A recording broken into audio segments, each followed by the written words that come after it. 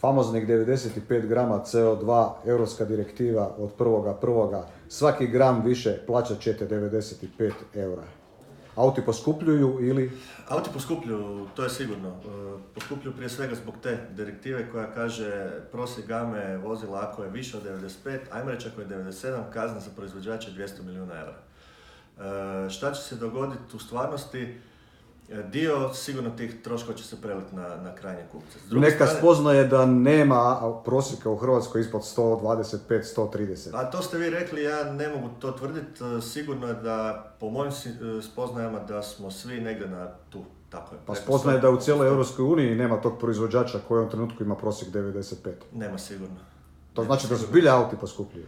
Pa ne samo zbog te činjenice, nego i zbog činjenice da se ubrzano radi na elektrifikaciji svih motora i tehnologija nešto košta.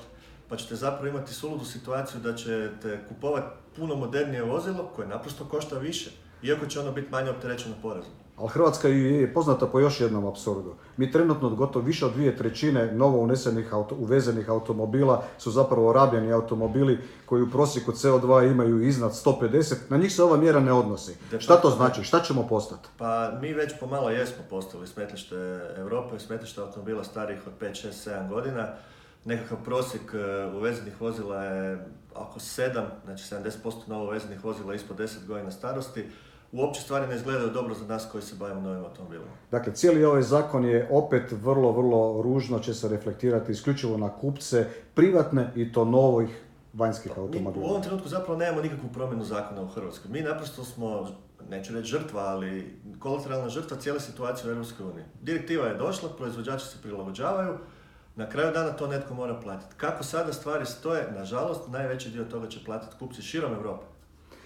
Pa to je ovo što vi tako kažete, možda bi se moglo shvatiti s obzirom na postojeću fiskalnu politiku, ali Hrvatska država je samostalna država koja može donijeti svoje fiskalne mjere da bi poticali nabavku novih, a onemogućavala nabavku radnih. Recimo uvođenje norme Euro 5, Euro 6.